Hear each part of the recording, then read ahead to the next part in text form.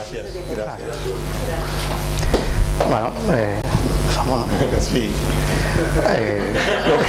esto no tiene una mesa adelante, no te permite agarrarte así. Vamos a improvisar. Sí. Bueno, muy agradecido de estar aquí, es un honor para mí, como siempre, presentar a Abilio Esteves, que es un escritor que admiro, que quiero y que además es mi amigo durante casi 3 décadas, ha sido mi amigo, y entre cubanos mantener una amistad de 30 años es algo heroico, es titánico, y esa amistad se ha sostenido sin ninguna fisura, y eso es muy importante. Hablábamos también de que para mí presentar a Abilio o estar compartiendo una mesa con Abilio de esta envergadura o una presentación se ha convertido en una costumbre barcelonesa, no una costumbre cubana, pero sí una costumbre barcelonesa. Y esto me parece que valdría la pena rememorarlo un poco porque tiene historias de todo tipo, ¿no? Cuando digo barcelonesa, quiero decir urbana, ciudadana, porque nos sentimos muy barceloneses, pero no necesariamente, no va más allá de la ciudad, no nos sentimos patrióticos, y por una razón que es muy curiosa. Hay otra costumbre que tengo, que es presentar a Julián Herbert, que es un novelista mexicano, y él escribió una novela brutal que se llama Canción de Tumba. Esa novela narra su propia vida, que va pasando de ciudad a ciudad, estado en México, de un niño que tiene que hacer eso y tiene que tener esa vida inestable, volátil, etcétera, por la profesión de su madre. Y la profesión de su madre es la prostitución. Herbert es hijo de una prostituta y narra esa vida que no le permite nunca tener un arraigo, ¿no? Y para esa novela él se busca a un poeta de Saltillo, ahora no me acuerdo el nombre, que le sirve de exergo a todo el libro, y que decía algo así, cito de memoria, dice esa frase de que todos los latinos por lo menos tenemos, que dice: madre solo hay una, pero me tocó. Entonces, creo que Abilio y yo compartimos esta ciudadanía barcelonesa, pero sabiendo que patria solo hay una y nos tocó. No queremos pasar por otra. Espero que nos disculpen, así como nosotros no tenemos ningún problema en que otros tengan ilusiones patrióticas. Con Barcelona no va. Pero Y con una bandera. y sin bandera. Sí. Bueno, entonces, por otra parte, esta costumbre barcelonesa nos hizo que, aunque empezamos allá en nuestra primera juventud, hace 20 y pico, 30 años, Habla por ti de juventud. sí, me da gracia porque hubo un tiempo que empezamos en Barcelona, fuimos a Mallorca, seguimos a Gijón, fuimos a Bélgica bajo la nieve, y todo eso fue a leer el mismo texto, él y yo. Él leía su texto y yo el mío. Yo lo convencí, él estaba recién llegado, yo llevaba un tiempo más aquí en los trucos del capitalismo, le dije: oye, si los Rolling Stones hacen el mismo concierto en 60 ciudades, nosotros tenemos que leer el mismo texto, a fin de cuentas. En una época se pagaban pesetas, para la mierda que nos pagan, nadie se va a enterar de esto. Claro, yo me voy dando cuenta que la primera vez que leí el texto fue en Mallorca, se me rasgó la voz, texto muy personal, Abilio se emocionaba, estaba compungido, se reía en los mismos chistes. Ya en la segunda sede también lo hacía, pero ya se iba convirtiendo en un actor, ¿no? Ya en Bélgica fue terrible, hasta que me dijo: mira, vamos a cambiar el texto porque ya no puedo disimular más. O sea, ya me hice el texto de ahora, tú sabes el mío. Y esa fue otra de las historias de presentación, ¿no?, que hemos arrastrado hasta ahora, que no éramos los Rolling Stones, pero era algo parecido. Los cubanos, ¿recuerdan? Al dúo de los compadres, ¿no? Fuimos afinando, pero cuando afinamos demasiado ya se veía la falsedad de todo aquello. Y bueno, llegamos al libro Archipiélagos, un libro, y digo libro en lugar de novela porque creo que Es sobre todo un gran libro. Me parece que es el mejor libro que ha publicado Abilio Esteves. Y quizás podríamos ponernos a conversar después y tal. Me parece que es así porque es el libro en el que él está en posesión de todo su arte de la manera más natural. Es decir, Abilio, no sé si me imagino que todo el mundo lo sepa, fue un dramaturgo muy importante en Cuba, incluso su irrupción en España viene a partir de Premio Tirso de Molina, de teatro, etcétera, es un escritor de teatro. Luego hace novela, es un poeta también considerable, y yo digo que tiene una especie de ensayista dormido también ahí, y todo eso fluye de una manera muy natural en este libro, en Archipiélagos. Me parece interesante también que se llame Archipiélagos y no Archipiélago, porque un archipiélago te remite a una serie de islas que están conectadas. Cuba es un archipiélago, Japón es un archipiélago. Pero cuando tú hablas de archipiélagos, más que de satélites, hablas de constelaciones. El libro está poblado de esas constelaciones que a mí me parecieron casi como iguales a la hora de ver todo lo que este libro comprendía. Otro tema que me pareció, por lo que este libro tiene una importancia, me parece sustancial, lo conversábamos ahora, pero quizás lo podemos, es el hecho de que Abilio construye otra Habana. Cualquiera que haya visto El Padrino, hay como 6 o 7 versiones del 31 de diciembre de 1958, cuando Batista huye de Cuba. Está en El Padrino, está en Hormigas en la Boca, está en varias novelas, en varias películas, está en Patrick McGrath, en otra novela. Es decir, incluso yo he recopilado una serie de películas, novelas, etcétera, que van a ese momento. Ese momento, que puede estar reproducido también en otras descripciones de Lezama Lima o Carpentier, etcétera, narran un momento de crisis, de debacle, de catástrofe, etcétera, de fin de régimen, pero a su vez dentro de un esplendor de La Habana.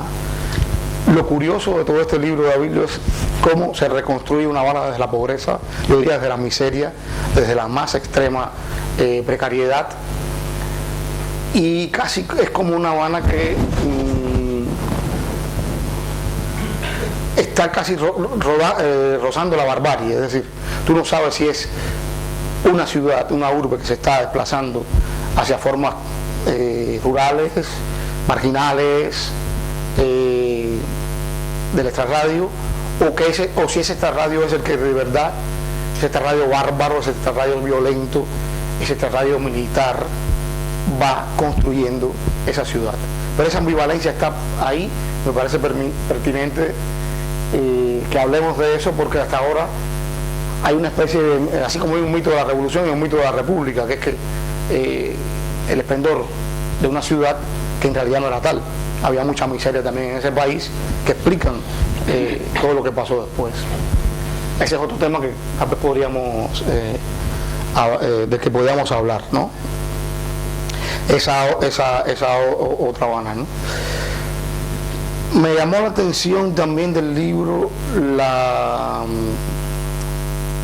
momento en que alguien, ya lo decía, un momento asume su arte en toda su magnitud.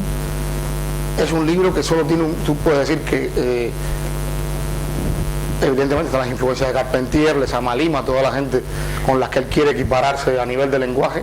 Es un lenguaje extraordinario, pero hay algo que es siempre centrífugo en ese país, que a mí me parece que tiene que ver con otro escritor, para mí el más grande escritor secreto cubano, que es Lino Novas Calvo, y que Tusquets publicó El Negrero, precisamente la misma editorial, y que está ahí también. Es decir, es un país, es una ciudad que está generando continuamente fugas, sus propias fugas. Crea condiciones centrífugas que hace que la gente salga y vuelven los muertos. Tampoco voy a adelantar mucho, pero hay un problema espectral también en el regreso, que puede ser físico, pero de todos modos ya quien regresa no es quien es, y no regresas a donde a donde iba, a donde dejaste, el lugar que dejaste, ¿no?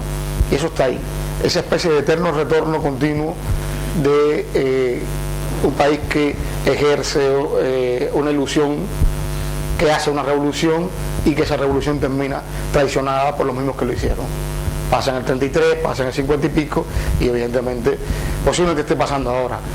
Me llama la atención, hace algún tiempo estoy investigando las nuevas generaciones de creadores cubanos, sean artistas, sean novelistas, etcétera, y las formas en que ellos la utopía la han convertido en distopía.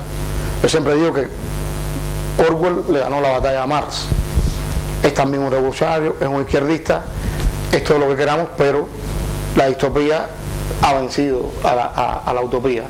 Estos escritores jóvenes han escrito distopías hacia el futuro, que es este presente, es decir, ahora mismo hay una Habana republicana, hay una Habana comunista, hay una Habana postcomunista, hay una Habana precaria, hay una Habana de ricos, todo eso está confluyendo ahora mismo en ese país y en esa ciudad a una velocidad extraordinaria y en un nivel de confluencia también casi explosivo, hay una implosión de todo eso. Y me llamó la atención que esta fuera una novela futurista colocada en el pasado. Es algo un poco, a lo mejor, rudimentario lo que estoy diciendo, pero quizás tú puedas abundar en eso. Es decir, me llamó la atención de que todo lo que está pasando allí no tenía yo manera de leerla, quizás soy un mal pensado, que no fuera de otra manera que leyéndome ahora mismo el presente de lo que está ocurriendo. En nuestra generación, allá en los 80, surgió una especie de proverbio popular que después se hizo famoso cuando nos exiliamos, que decía algo así como: nadie sabe el pasado que le espera, porque la gente se cambiaba su biografía, estalinistas se convertían en disidentes, todo eso. No, el pasado se empezaba a convertir en algo futurista también, porque la gente cambiaba su biografía, se cambiaba su pasado, no el futuro, porque se cambiaba el pasado. Y en esto me parece que es muy interesante. Estamos hablando también de una sociedad en transición. Yo le recordaba a Billy un ensayo que salió publicado en Cuba, por cierto, de una filósofa, historiadora que se llama María Iglesias, que se llama Las metáforas del cambio. Y es un libro curiosísimo, porque es un libro que se ocupa de 4 años nada más, que son los que van de la entrada de los americanos en la guerra de independencia, o sea, de 1898 a 1902, cuando se planta la bandera cubana y empieza la república. En esos 4 años todo cambia, todo se pulveriza, desde la moneda, los iconos, los nombres de las calles, los referentes, la moda, los bailes. Son 4 años nada más.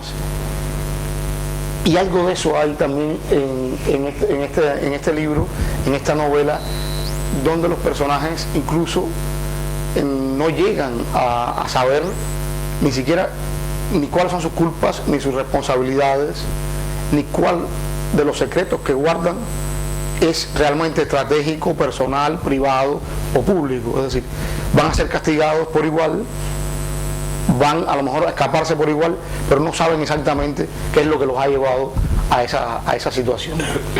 Es decir, no saben el pasado que les espera. Y un poco ese era otro de los temas que a mí me llamaba la atención. Estamos hablando de un autor de una coherencia extraordinaria. Hablamos de alguien que no ha cejado en escribir la obra que quiere escribir, con el estilo que lo quiere escribir. Los amigos que fuimos testigos del éxito comunal de Tuyo es el Reino, sabemos, y me imagino que también la gente de la editorial, lo que tiene que haber costado para oírlo, pasar de Tuyo es el Reino a Los Palacios Distantes, y somos testigos de que venció eso, de que pasar de ese primer gran libro, todo el mundo sabía, decía, ¿no? El segundo se estrellará, y esa angustia, las personas cercanas lo vivimos, pasó eso, y cuando digo que este es el mejor libro, les puedo asegurar que es el mejor hasta ahora. Pero yo conozco otro libro que va a venir conozco los personajes, conozco a los dos protagonistas fundamentales, conozco incluso el lenguaje que va a demandar ese libro y les aseguro que ese libro va a estar mejor que Archipiélagos.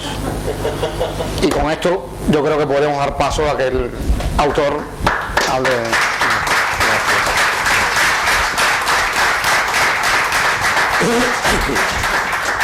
Bueno, gracias, Iván. Gracias a la Casa de América también por esta posibilidad de estar aquí esta noche. Gracias a Tusquets, al Fondo Antonio López Lamadrid, en fin.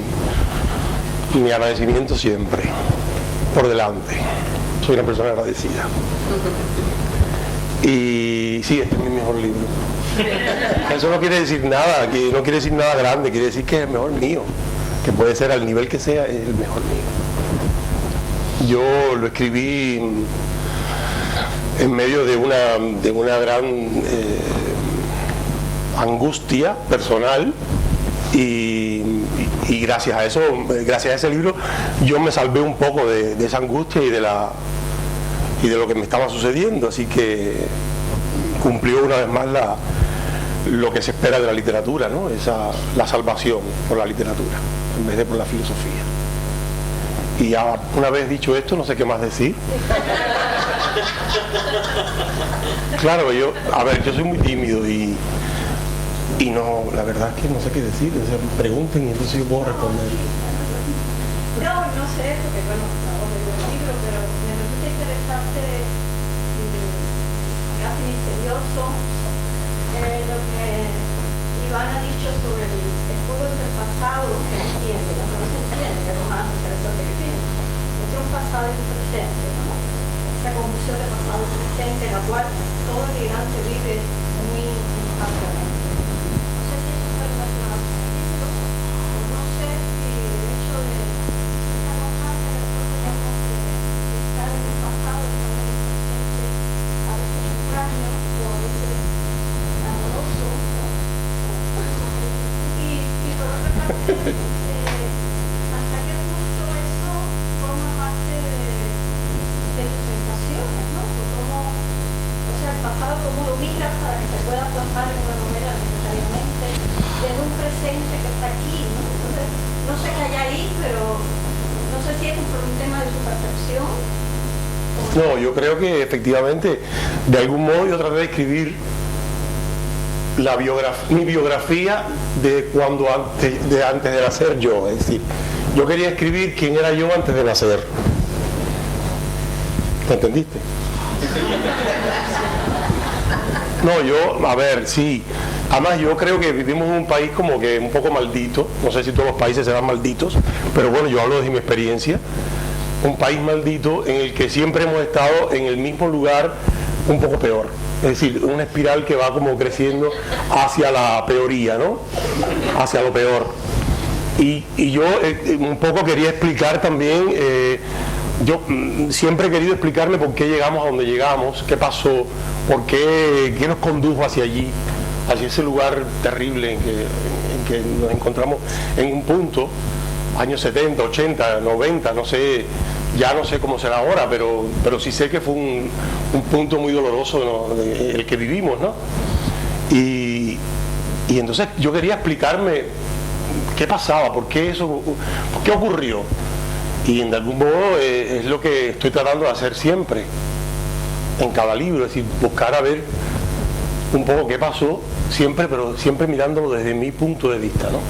Y desde el que yo soy, desde cómo yo veo las cosas, con mis defectos, pero como decía Montaigne, yo no puedo remediar mis errores de sangre, de modo que mis errores de sangre están ahí, en ese libro, y de algún modo escribirme, pero también entender cómo fue el proceso histórico en el que aparecí yo un día de pronto, en el año 54. Un 7 de enero del 54. Hay un tema ahí que me gustaría preguntarte. Mi impresión es que los personajes del momento de la trama, es decir, Cuba está dominada en el siglo XX por tres personajes, tres dictadores, que son Batista, Machado y Fidel. O sea, tú puedes hacer la historia del siglo XX a partir de esos tres personajes, y lo demás son como, estos son constelaciones y archipiélagos también. Ese es el poder político, porque también yo me niego a pensar que un país es la historia de su poder. Y eso me gusta mucho de la pluralidad de los personajes. O sea, un país hay que escribirlo también sobre la base de todo lo subalterno que ha habido de eso. Pero bueno, lo que te iba a preguntar es algo que es casi más no sé si punto literario. Da la impresión cuando lees la novela, el libro, que los personajes del pasado, de ese momento crucial que es la caída de Machado, que por cierto tuvo dos etapas, Machado el bueno y Machado el malo. Claro. Tiene todo lo mismo que ha pasado siempre en la historia de Cuba. Talmente parece que los personajes, o sea, el narrador y otros narradores, porque no hay un solo narrador, recuerdan esos momentos seminales que dan lugar al estallido de toda esta constelación de tramas.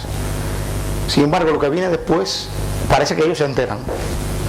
Me enteré de que un argentino entró es decir, conocen y se enteran. Hay una división entre los dos conocimientos de los narradores. Esa es la impresión que me llevé. ¿Es así conscientemente? Sí. Es así conscientemente. Es decir, hay una cosa que viven y hay una cosa de la que tienen noticia. Exactamente. Sí, yo creo. Hay una especie hay una voluntad de hacerlo así, claro. Claro. ¿Y por qué esa diferencia? Explícalo. No. Son preguntas muy grandes, yo no sé. También, mira, se me fue lo que iba a decir por culpa de la pregunta. Bueno, perdón. Lo que quería decir era que los personajes también, en medio de esa historia, uno va sabiendo cuál va a ser el final de ellos. Es decir, en medio de la narración, uno va sabiendo por paréntesis qué va a pasar con esos personajes, cómo van a morir, cómo va a ser el futuro de ellos, en fin. Hay una necesidad como de abarcar toda la historia de esos personajes, ¿no? De redondearla hasta el final. ¿Pero esos personajes tienen que ver con el mundo vivencial o son personajes? Son personajes que sí, en alguna medida tienen que ver con mi mundo, en el sentido de que son personajes de conversaciones con mi madre, de conversaciones, parte de mi vida familiar también. Sí. Se habla mucho del recuerdo, ¿no? Bueno, yo no recuerdo el 33. Del recuerdo ajeno. A través de los padres, de los hermanos, de la historia. Pero yo siempre parto del recuerdo, es que yo no tengo otra cosa. Es decir, sí, a mí, sí, cuando yo descubrí a Proust, ya lo descubrí todo. Y tú dices, bueno, ¿y para qué escribes después de Proust? Y bueno, porque ¿qué voy a hacer? Pero es que ese es el gran descubrimiento. Y ir en busca del tiempo perdido, es decir, no hay otra cosa, a mi modo de ver. Sin embargo, el recuerdo siempre sucede en el presente. No, pero yo no puedo entrar en esa disquisición tan terrible. Yo qué sé. Que esos recuerdos están tamizados por algo que solamente son recuerdos, pero que son contados, que son vistos en una percepción lejana, o sea, son vistos desde la hora. Sí, no, y eso por lo menos yo lo vi en el libro. Es decir, el libro no quiere colocarse allí. Yo veo todo el tiempo. No, esa historia está contada por un señor de 90 años, que por supuesto soy yo, que está en un bosque en Vermont. También yo estoy allí recordando todo aquello. Esa es la historia. O sea, todos esos recuerdos de ese señor que vivió ese proceso, esa vida. Hay un tema curioso también que sale en tu literatura. No conozco muchos escritores que hayan llegado a llevarlo a ese extremo que tú lo has llevado, que es mirar la belleza, a ver si se me entiende un poco, pero la belleza en toda tu escritura, y hay pocos escritores bueno, en el tema cubano no existe así, es el uso de la belleza como un estatuto directamente disidente. para ti la belleza es en sí misma una disidencia con todo lo que está pasando en un mundo pequeño, grande, universal, lo que sea. Exacto, exacto. O sea, el uso de la belleza como disidencia. Y eso me gustaría que hablara, es decir, todo el tiempo o sea, eso está ahí. Hay un caos, hay una catástrofe, hay una miseria tremenda, narrada de una manera totalmente con lujo de detalles, pero la belleza es un punto de salvación que no ofrece ni la cultura, ni la política, ni otra cosa que no sea la belleza per se, ¿no? Pero bueno, eso tendrá que ver con mi propia vida también, claro. Porque yo nací en un mundo, o sea, vine a tener conciencia de un mundo muy feo. Cuando yo tuve a tener conciencia del mundo, el mundo era muy feo a mi alrededor, todo era terrible. Vivimos además unas épocas que tú no te acordarás, pero unas épocas verdaderamente ridículas, donde uno se ponía unas camisas hechas de látex japonés que daban un calor horrible en medio de aquel calor, ¿no? Y que además olían mal, o aun cuando uno mismo no olía mal, ellas olían mal. Era una cosa rarísima. Y los pantalones también eran de látex japonés, y había unos zapatos de goma, todo era feísimo, había que ir a cortar caña, que es feísimo cortar caña, de verdad. Yo corté mucha caña, y ahora hasta pienso que qué bueno que corté caña, no sé, porque tengo como el concepto del sufrimiento como método. Pero era un mundo muy feo, y entonces una de las cosas que a mí, por lo menos a mí me salvaba, era empezar a descubrir la belleza. Y yo muy pronto me di cuenta de que la belleza física yo la miraba en sus detalles. Sí, siempre he visto un cuerpo humano así, y me he detenido en pequeños detalles, ¿no? Pero eso mismo hacía que uno se distanciara de los demás y los demás lo consideraran a uno como una cosa extraña. De pronto, que de algún modo había algo de percatarse de que eso era como una especie de disidencia, como dices tú. Sí, había una resistencia cuando, por ejemplo, yo me iba a la Biblioteca Nacional, que había una sala de música maravillosa, y en aquella época que ponían un disco, que lo limpiaban, te ponían un disco y tú pedías ahí, bueno, uno empezaba oyendo, por supuesto, el concierto número 1 de Tchaikovsky, que es lo que había que oír cuando uno empezaba a oír música. Y entonces poco a poco iba como hasta llegar a los cantos gregorianos, pero te ponía aquel disco en la Biblioteca Nacional, y yo me sentaba ahí, tenía 14 años, y aquello uno sentía que estaba como resistiendo algo, había como una resistencia. Sí, es como cambiar el dicho de donde hay vida hay esperanza, donde hay belleza hay esperanza, ¿no? Además está ahí en el libro todo el tiempo, ¿no? Nos decían que todos eran iguales, y entonces había que diferenciarse por aquella cosa un poco como decadente, de prerrafaelista casi, ¿no? Algo ridículo, algo cursi. Pero sí, eso fue un modo de salvarse también. Y leer libros que nadie leía. Por eso es que a mí me gusta leer libros de moda, porque desde esa época los libros que se publicaban, había que buscar otros libros. Había que leer Si el grano no muere, de André Gide, porque era interesante, era lo que nadie leía. Había una especie de... Pero bueno, ya eso entra dentro de la cultura. Y la belleza, encontrarla en cualquier cosa, hasta en el piso que barrían en casa de mi tía abuela con un palmiche, que es lo que se saca de las palmas, eso barrían la tierra aquella con palmiche, y eso tenía su gracia, y le ponían como una especie de ¿cómo se llama eso que sale del carbón? Para que tuviera un color gris, ceniza, gracias. ¿Quién lo dijo? ¿Perdón? Y le hacían así como una cosa para pisonarlo. Sí, es que era piso de tierra, pero que era un piso que no te enfangaba. No voy a hacer la belleza, no es la belleza de la pobreza a los indios Vitier y eso, no. Ah.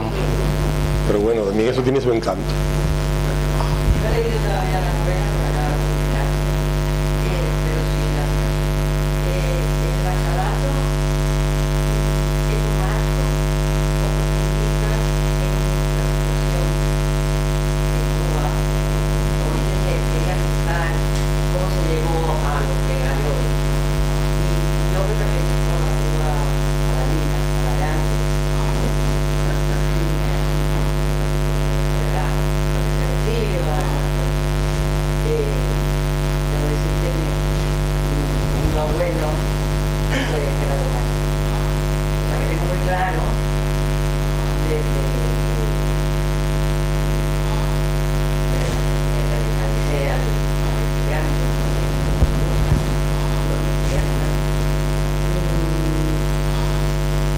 que lo que pasó en Cuba, el porqué, es de culpa de ese primer exilio. O sea, los 50 años de República en Cuba, los que salimos del primer exilio, que sufrimos la revolución, que lo que sucedió, claro, de alguna manera los culpables era esa sociedad. Esa sociedad a la que yo pertenecía. O sea, que fueron los gobernados que fueron eran responsables. Pero yo cuando vuelvo a Cuba y he hablado y creo que hay un gran desconocimiento que hemos podido, más que por la memoria verbal, madre, pero qué pasó, cómo era, qué. Entonces me interesa saber si el bachillerato es un marco o profundizas más en el tema sociopolítico de cómo era Cuba en este momento, el porqué del bachillerato, qué pasó, o solamente, o lo marca. Bueno, yo no sé si, yo creo que no es una novela histórica en el sentido exacto del término, pero evidentemente yo investigué para escribir la novela. Es decir, desde ese punto de vista sí es una novela histórica. Yo hice una investigación bastante grande y estuve, por ejemplo, en los fondos de la Universidad de Miami, que son maravillosos, etcétera, ¿no? Y desde ese punto de vista yo ojalá que no sea un marco simplemente. Yo que he intentado hacer un análisis de eso, pero claro, un análisis a través de historias y de personajes, por supuesto. No lo sé, que tiene su lado de novela histórica, evidentemente, creo que sí, pero no era ese mi propósito principal, sino era esos personajes ahí como enredados ahí en ese laberinto histórico que el poder, aunque tú dices que no quieres explicar. ¿Cómo fue que dijiste exactamente? Bueno, que existe, tú puedes hacer la historia de un país a través de la historia de su poder. Ya, pero es que el poder es jodido, porque condiciona mucho, por supuesto. Sí. Solo se trata de boberías. Entonces eso fue lo que traté de hacer.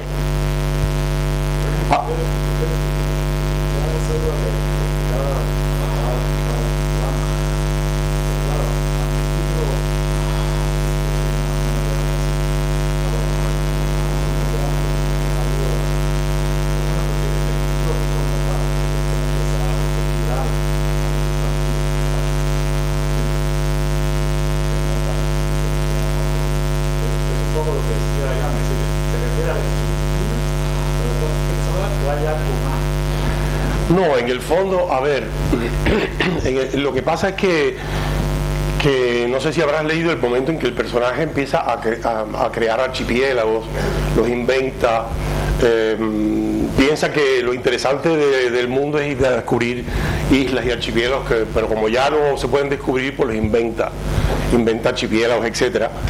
Y a partir de ahí, pues mira, te voy a hacer una confesión. En la novela se va a llamar Abisinia.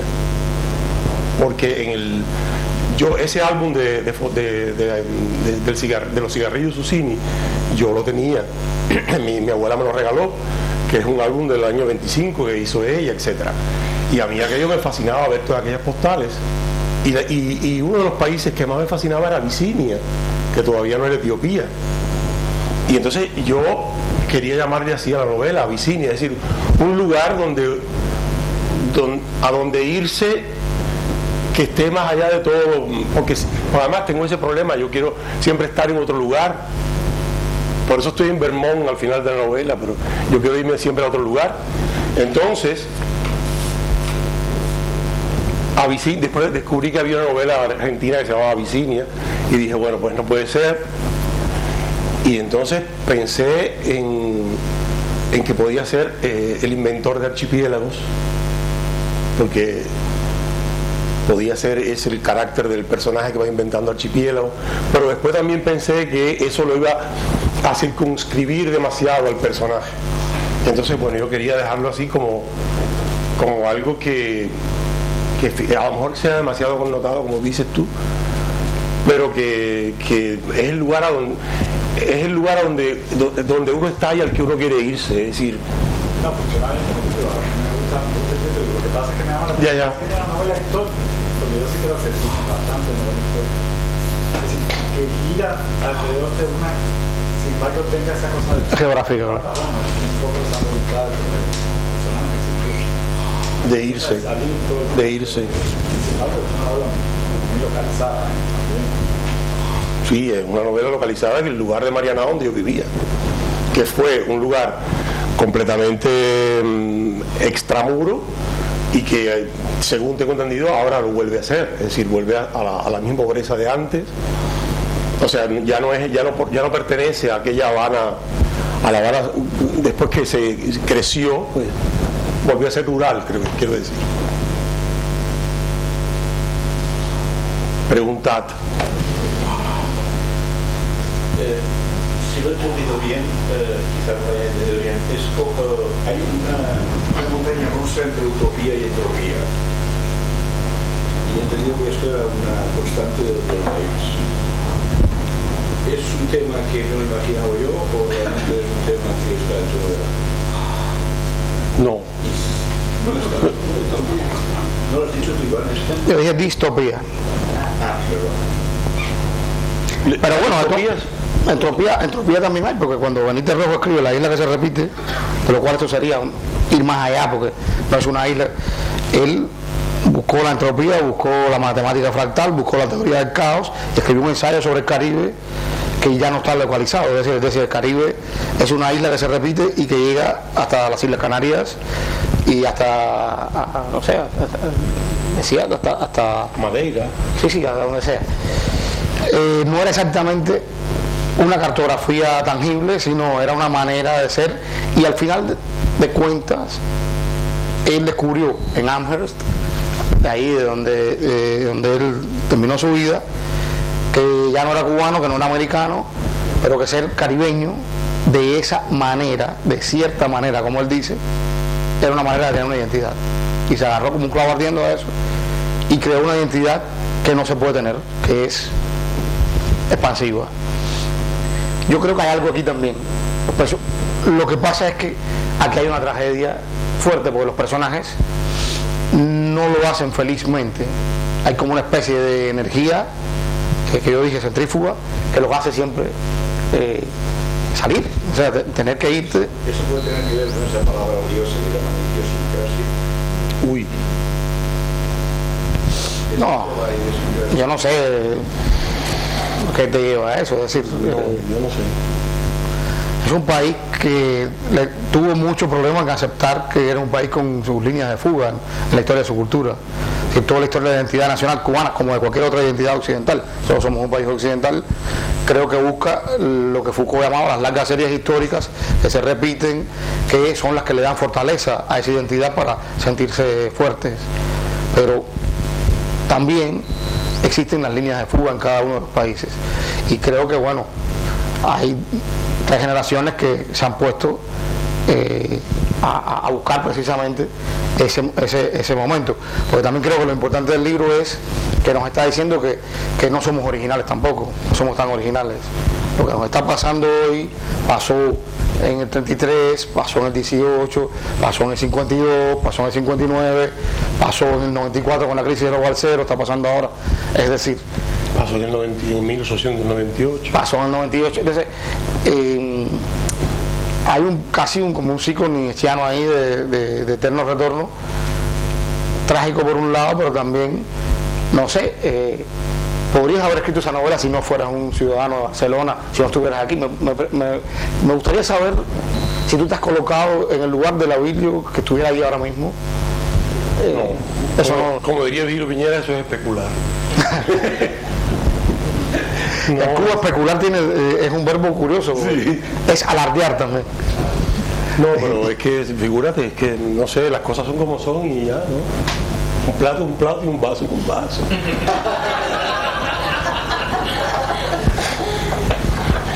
No, es que, no sé, no me puedo poner en ese lugar, de verdad. Hay un solo modo de andar hacia adelante, ¿no? O hacia atrás, qué sé yo, hacia el lado, no sé. Me llama la atención, me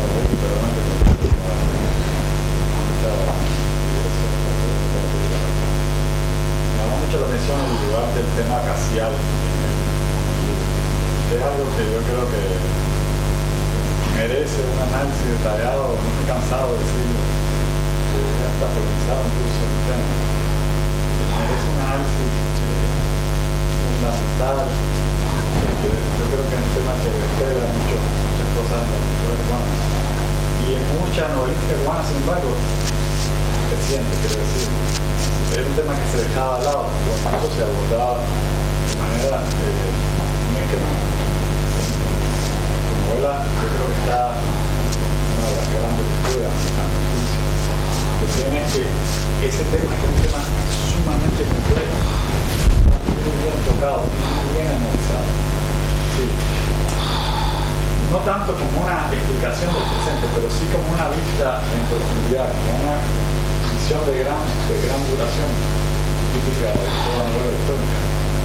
El tema racial debe ser visto de una manera mucho más central de lo que se ha visto hasta ahora. No sé cómo... Hombre, yo, a ver, te digo que a mí lo de la guerra del 12 siempre me ha estado como obsesionando mucho.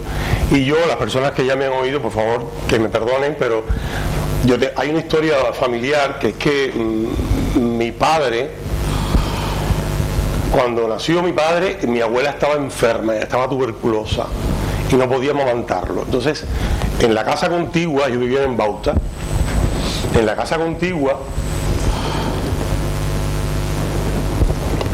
vivía una familia de negros, que eran muchos, la mujer tenía como 12 hijos, y ella fue la que amamantó a mi padre, y la que amamantó a mi tía también, es decir, ella era lo que se llamaba la madre de leche. Esa madre de leche, como tú comprenderás, creó ahí un vínculo entre esas dos familias que perdura hasta hoy. Es decir, esa familia es como si fuera de nuestra familia. Entonces, uno éramos rubios y de ojos azules, y ellos eran negros, y aparte había incluso una negra de esas que se llamaba Japón, o que mejor dicho, le decían Japón, con unos nombres maravillosos, Tangle, Japón, Choda, eran unos nombres maravillosos, y esas negras eran de nuestra familia. Claro, todos éramos rubios, pero de la misma pobreza que ellos, claro. Pues la pobreza es la que es multiétnica. La pobreza es multiétnica siempre. Entonces, el dinero no. Entonces, yo nunca tuve esa yo nunca tuve esa visión del racismo, sino como, bueno, también creo que tiene que ver un poco con la sensación de uno sentirse marginado por otras razones que hacen también que uno de algún modo sabe lo que es el racismo o lo que es la marginación en general. Y eso, no sé si te he respondido, creo que me he ido por los... Pero quieres decir sí. Consideras que sí, que hoy en día no. No, hoy en día sí, pero creo que eso es un tema que es importante, que efectivamente es un tema que tiene que ser bien tratado en la... Por eso, pero que siempre hubo racismo. Siempre, claro. Siempre. Sí. ¿Recuerda Gastón Vaquero? Bueno, Gastón Vaquero no sé, pero sí, pero bueno, llegó a ser un jefe de, bueno, en fin, eso es lo mismo. No, pero que te quiero decir que la sociedad que yo viví, evidentemente que había racismo, mi tata era negra oscura, sigue viviendo, y estuvimos años sin saber de ellos, hasta que pudimos otra vez encontrarlos a sus hijos, que hablaba de nosotros, la señora, el caballero y sus hijos blancos. La adoro, la quiero, me quiere. Racismo. O sea, el servicio podía ser negro, pero ni en los colegios, ni en los clubs, ni en ningún sitio. Claro que había una barrera de racismo. Lo que pasa es que si usted ya vio la experiencia que yo viví, que fueron 6 años seguidos en un internado multirracial, debo decir que en Cuba hay racismo, en el exilio cubano hay mucho racismo también, pero comparativamente creo que somos una sociedad menos racista que otras sociedades que yo he visto. No, sí, claro. La que yo he visto, o sea, la que era así, o sea, Tengo que decir eso porque la verdad es lo que yo he visto, ¿no? que más atrás había un tremendo racismo en la sociedad. Racismo en cuanto sí, perfecto, nos queremos todos, nos tratamos todos, pero tú sí, lo que tú hablas. O sea, Pero fíjese que por qué en los Estados Unidos hay negros que se llaman Maceo o se llaman Antonio en español, o así directamente, o sea, Maceo Parker y su padre, Maceo Parker, un músico de jazz muy famoso. Es porque en los Estados Unidos, que es un país extraordinariamente racista, tenían la idea, a partir de la independencia, cuando vieron que había generales negros y mulatos, que Cuba tenía eso mejor resuelto que ellos mismos. Y eso los nombres. Eso no es verdad. El problema es que cuando Sí, pero ellos tenían esa idea. Claro. Y bueno, a ver, o sea, lo que pasa en los derechos civiles en los Estados Unidos en los 60. La gente, yo creo que hay un decalaje importante a nivel racial que se observaba ahí, es decir, hasta los 60 no hay derechos civiles, los negros tenían que ir por otra, o sea, había una segregación. Si te vas al sur, todavía hoy en el sur de los Estados Unidos tú estás viendo eso. No quiero decir que en Cuba no hay racismo o que no seamos racistas, pero me parece a mí, no tengo datos, solo los de mi vida, que es un país menos racista. Iván, pero lo que ocurrió después del triunfo de la República, o sea, que se instauró la República, etcétera, con todos esos negros que habían peleado, etcétera, y no tienen, ni les pagaban las mensualidades, etcétera. O sea, por algo ocurrió lo que ocurrió en el 1912. Es decir, otra cosa que te quiero preguntar, pero simplemente porque a lo mejor la identidad existe y mi discurso del principio no tiene sentido, es que Abilio narra cartográficamente, ha situado más de un libro en esa zona que está al oeste de La Habana, en el noroeste de La Habana, de la cual también yo provengo. Esa bauta de la que tú habitaste tenía una playita que se llama Baracoa, o se llama Baracoa, de donde viene mi bisabuela, mi abuela, mi madre y yo crecimos ahí 4 generaciones.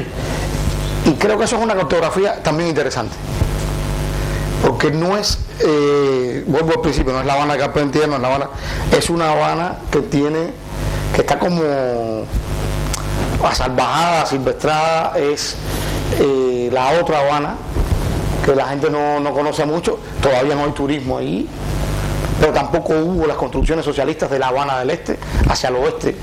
Aquello quedó en un intermexo entre lo que era la República y la Revolución, tú lo sabes bien. pero allí se pintó la jungla. Ahí se pinta la jungla y hay aristocracia obrera. Bueno, hay toda una situación curiosa. Me gustaría que hablaras de esa. Pero también estaba la playa Marianao. También. O sea, los clubes de la playa Marianao, el Pensilvania, lo del Chori. Adiós.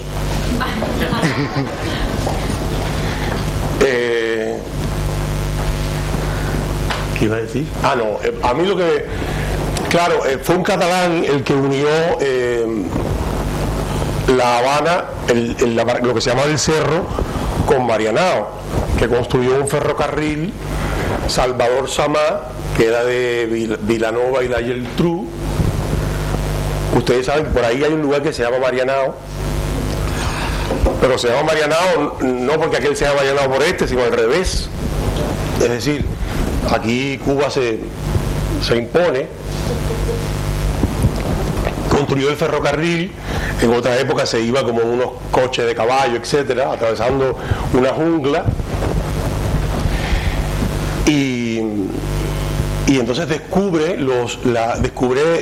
la playa, se da cuenta de que el lugar tiene un clima maravilloso, Sale al mar. tiene un clima maravilloso, un clima, quiero decir, maravilloso en comparación con La Habana, claro, un clima horrible también, pero con mucho calor, etcétera, pero bueno, comparado con La Habana era mucho más agradable, con unas colinas tan así que ahí es donde los norteamericanos montan aquel primer cuartel que se llamó Columbia, porque la brigada que venía de Columbia. Ellos, que siempre son muy sabios, que yo siempre digo que ellos escogen los buenos lugares para montar su campamento, como Hemingway allá en la vigía, pues los norteamericanos pusieron en una colina, pusieron su campamento, que desde esa colina se divisaba, ahí nació Lezama, por cierto, y se divisaba el mar, y aquello era mucho más agradable. Entonces empezaron a construir ahí unas casetas para bañarse. La gente empezó a visitarla como una zona de baños. También había una cosa que se llama el Pocito, que era de aguas medicinales, que todavía existe el barrio El Pocito, aunque ahora es un barrio muy marginal y no creo que haya nada medicinal. Y ahora se llaman Los Pocitos. Ajá. Barrio duro. Un barrio duro.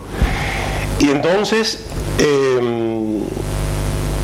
empezaron a construirse en esa zona unos clubes nocturnos, porque estaban muy alejados de la ciudad, y eran unos clubes que yo supongo que eran maravillosos. Mi tío los vivió, ¿no? Yo los llegué a ver, pero de niño, claro, y por el día.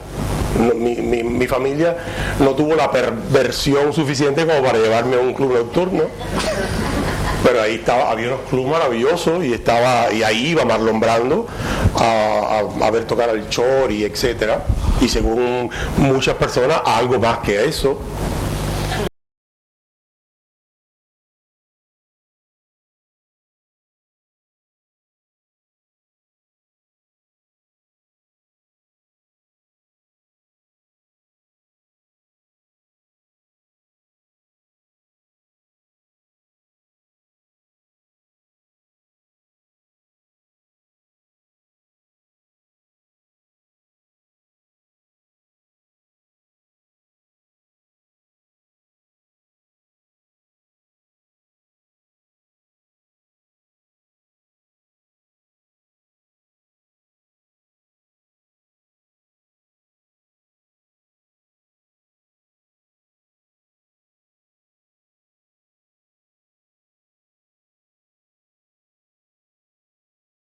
De madera. Y la anciana que se reía. Yo llegué ahí de niño incluso a Coney Island.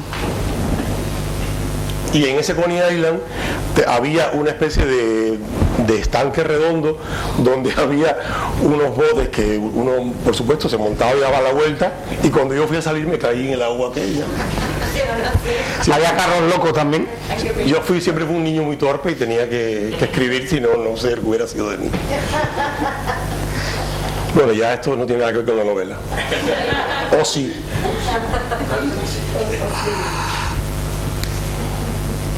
¿Ya? ¿Ninguna pregunta más?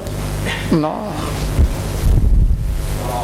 Ante todo, conocerte personalmente, personalmente tu obra, etcétera, pero no. Y creo que como me ha enamorado el libro, evidentemente lo compraré para leerlo. Eso espero. Y nada, no, era sobre todo agradecerte que estés aquí y de haberte conocido de alguna manera ya después también fuera, y yo también, y bueno, y gracias a Iván también me invitó. Y bueno, ya digo, leer el libro y seguimos en contacto. Gracias a ti. Hay muchas personas esta foto es del año 17, y muchas personas me preguntan que si soy yo. Con lo cual creo que yo voy entrando en la eternidad. Ya yo estoy asustado y todo. No sé si esto es una sesión de espiritismo o la presentación de un libro. ¿Y qué es contar la historia de la justicia? No, es una foto anónima del año 17, es un niño habanero vendiendo periódico y el periódico que vende es de Havana Post. Ojo. Pero es una foto que a mí me pareció muy conmovedora. Y está con la exposición que tuvimos en Artium, que se llama Iconocracia, que es de un artista que se llama, de mi generación, que se llama Lázaro Saavedra, que es una pieza que tiene que ver con esta novela, aunque en menor alcance temporal, digamos. Se ve la foto famosa esta de Raúl Castro y Obama haciendo las paces, la primera foto que ellos están sentados así como estamos nosotros ahora. Y lo que hace este artista es una pieza muy curiosa, que es que proyecta esa foto sobre el hermano, sobre una pared, una proyección grande, y en el medio de los dos pone un telediario que él, cubano, que él encontró del año 1959. Tú ves a Obama y a Raúl Castro sentados y en el medio está este telediario. El telediario lo que está diciendo, está narrando, es la primera exposición de la Unión Soviética en Cuba, que llevó Mikoyan, etc. Y tú escuchas lo que va diciendo el locutor con esa voz ampulosa de telediarios cubanos, dice: queridos amigos cubanos, hemos dado un gran paso en esta exposición de productos soviéticos en la capital. Bueno, que tú vas viendo el circo soviético, la maquinaria soviética, no sé qué dice. Pero no se engañen, o sea, en medio de Obama y Raúl, ¿no? Esto es un paso simplemente económico. Cuba nunca será un país comunista, Cuba nunca será un país soviético, Cuba nunca pertenecerá a los países del este. Cuba será un país soberano, Cuba no va a tener nunca que ver con el socialismo. Esta es una revolución nacional verde como las palmas. Ahí termina, se cierra el telediario y sigue la foto estática de Obama con Raúl Castro. Y es la parábola misma que nos están diciendo ahora. O sea, estas son las relaciones económicas, pero no se preocupen, que Cuba nunca va a ser un país americano, Cuba no va a entrar en el capitalismo, Cuba no va a entrar en la globalización, etc. Creo que esa parábola también se puede llevar a gran escala y con muchas aristas a esta novela, ¿no? Un poco así.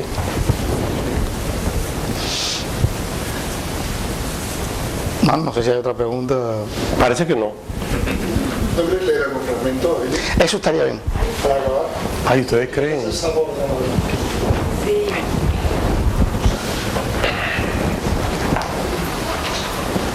Esa alta literatura, el lenguaje espléndido.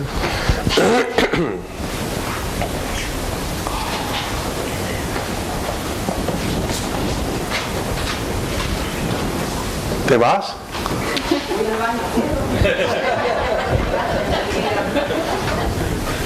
Tendría que haber venido sondada. Perdona perder esa lectura. Orinadas, como las primas de Cárdenas. No, mi vida, yo me sondo. Qué horror. Si seguimos así. Bueno, voy a leer un fragmento de esto. Cuando ustedes se aburren me levantan la mano. Los bongos y las cornetas chinas resonaban por toda la calzada y apagaban el ruido de los tranvías y los fotingos, el griterío de los que pasaban bailando, un baile que a veces, y dada la confusión de sonidos y músicas, no parecía exactamente un baile, sino una sacudida voluptuosa. Las casas tenían las ventanas abiertas de par en par. De ellas colgaban mantones de Manila y banderas norteamericanas y cubanas, también alguna española. En la calle Dragones vi en efecto un dragón gigantesco, las telas y papeles de crepé con miles de colores y formas onduladas. Se distinguían ancianas sentadas en los balcones, resguardadas del viento por rebecas y guardapolvos, sonreían discretas como si les avergonzara estar ahí, mirando aquel remedio del fin del mundo o acaso del principio, y no lograban ocultar la verdadera alegría. Era no solo época de carnaval, sino la del apocado invierno que permitía usar la ropa que no se podía usar nunca, aun cuando fuera innecesaria. hacía además 10 años de la instauración de la República, y a pesar de la guerrita de agosto en 1906, en la que murió a machetazos el general Quintín Banderas, de las 2 intervenciones norteamericanas y la presencia indeseable de Charles Magoon, había mucho que celebrar. De cualquier modo, algo amenazante se escondía detrás de aquellos tambores, en las cornetas chinas, en el baile lujurioso de los negros. Pienso que la lujuria del habanero tiene siempre algo de pendenciero, como si un cuerpo frente a otro cuerpo se propusiera salvar las deshonras de la vida cotidiana.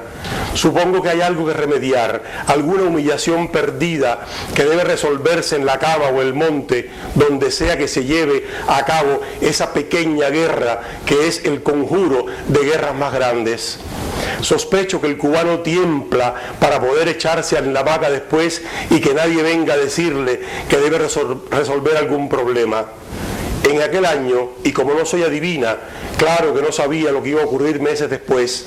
Es posible que sea ahora, cuando lo recuerdo, que vea algo amenazante en el carnaval de 1912. Ahora sé lo que no sabía, lo que había de ocurrir meses después, la guerra de Evaristo Stenós y Pedro y Bonet, la guerra de los negros, donde hubo tantos y tantos muertos, todos negros, los muertos de verdad, digo, porque hubo muertos blancos que continuaron vivos. Lo cierto es que juro que noté algo peligroso, algo avieso en el viaje que con tanta calma y aparente alegría íbamos contemplando por toda la calzada de Zanja hasta los muros traseros de la estación de Villanueva. No era el primer carnaval de mi vida, y sí lo era. De niña, en la mansión de Nicoya, se hacían allí fiestas de Cuaresma que llamaban el carnaval y que no obstante nada tenían que ver con lo que ahora veía. En Villanueva no había trenes, o eso me pareció. En cambio, una multitud bajaba hacia el Prado, y no bajaba simplemente como cualquier multitud que recorre un mismo camino. No, iban caminando y bailando a la vez, una línea sutil gracias a la cual las pisadas se volvían baile sin dejar de ser pisadas. Cruzamos con dificultad las líneas, alcanzamos la fuente de la India. 2 o 3 mujeres con caras de puta, maquilladas como putas, envueltas en la bandera cubana, con gorros frigios y ramas de laurel, gritaban "Viva Cuba Libre", y yo les sonreí. Un tío Sam altísimo, el hombre iba montado en zancos, daba vueltas y vueltas y hacía ruido con una matraca también gigantesca y decía algo que ni se escuchaba, ni se entendía, ni hacía falta, porque lo gracioso era verlo tan alto y tan flaco. Descubrí un joven espléndido, solo, vestido como un dandy, con traje oscuro, cruzado, fumando bajo una de las faloras del Prado, tan lindo, lindo, insisto, estoy diciendo lindo, y sé lo que quiero decir, que no pude dejar de mirarlo. Femenino y masculino y femenino, y una boca espléndida, dibujada bajo una nariz perfecta, y a cuyos lados vi ojos tristes, y me observaron con cierto menosprecio, o eso creí. No llevaba sombrero. José Manuel, que se percató de que yo miraba al joven, se volvió hacia él y saludó con el sombrero y una sonrisa. El muchacho también sonrió e inclinó ligeramente la cabeza. ¿Quién es?, pregunté. Pepito Basterrechea, reveló él. El nombre nada me decía. ¿Y? ¿Nunca has oído hablar de Pepito? Nunca. Pues hace 2 años se convirtió en una celebridad. Volví a mirar al tal Pepito, que sabía que hablábamos de él, y me pareció aún más lindo. Es la viuda de Yarini. ¿Cómo la viuda de Yarini? Bueno, su amante hombre, el verdadero amor de Yarini, así como Yarini fue el verdadero amor de Pepito Basterrechea. Y ahora, con Yarini muerto, fui a preguntar, solo que no pude completar la pregunta. Ni José Manuel me hacía caso, ni se podía escuchar otra cosa que no fuera una orquesta de mulatos que tocaba el danzón Antón Pirulero, mientras otra cercana, también de mulatos, acometía el aria de Eben no andró lontana de la Balí en tiempo de son. Las dos melodías se fundían en un solo estruendo que hacía aún más notable la algarabía de la multitud. Observé de nuevo a Pepito Basterrechea. Este esbozó una sonrisa y alzó la mano en gesto de adiós. Un adiós triste que parecía fuera de lugar en aquella atmósfera festiva. En ese instante decidí colocarme el antifaz. Me proporcionó descaro, coraje, me sentía aún más amparada, invulnerable, un poco ajena, casi feliz. Y me solté incluso del brazo de José Manuel. Anduve a su lado por entre el gentío como una observadora, alguien que no se divertía con bailar, arrollar, beber, sino con mirar, solo con mirar. Vi pasar los Fords engalanados de flores. Las flores no dejaban ver las carrocerías, que hacían sonar las bocinas como patos en un estanque, una y otra vez, con las muchachas y los muchachos que decían adiós desde la extraordinaria distancia que les daba el dinero o la supuesta elegancia del dinero. Contemplé encantada una comparsa cuyos componentes, casi desnudos, revelaban sus pieles negras, brillantes de sudor, y llegué a la conclusión de que era hermoso verlos bailar así, tan desinhibidos, al son de los tambores africanos que colgaban con cueros de los cuellos de los músicos que iban detrás y danzaban mientras tocaban. Hombres y mujeres ejecutaban pasos de baile, cada uno por su lado, y luego se unían en un instante brevísimo, acercaban las pelvis, parecían frotar una con otra, todo eso con cara que no parecía de felicidad, sino de ensimismamiento. Algo que llamó mi atención fue que bailaban como si se tratara de algo extremadamente serio. No se regocijaban, con risas y alaraca. El gozo venía de la circunspección, de la severidad, de la impotencia que le conferían al hecho de gozar, como si la sensualidad y la dicha tuvieran que ver con lo sagrado. Hacía más de 30 años que la esclavitud había sido abolida y aquella comparsa parecía salida de un cabildo de nación el Día de Reyes. Y no solo la comparsa, los diablitos que iban y venían con las cabezas cubiertas y las mujeres vestidas de rojo con máscaras de pájaro y unos niños que no eran niños, luego lo supe, sino enanos, vestidos como nobles de Luis XVI, arrollaban al son de una conga cuyo estribillo repetía: la pobre María Antonieta no solo perdió la cabeza, también le cortaron las tetas. Ay mi Dios, qué pataleta.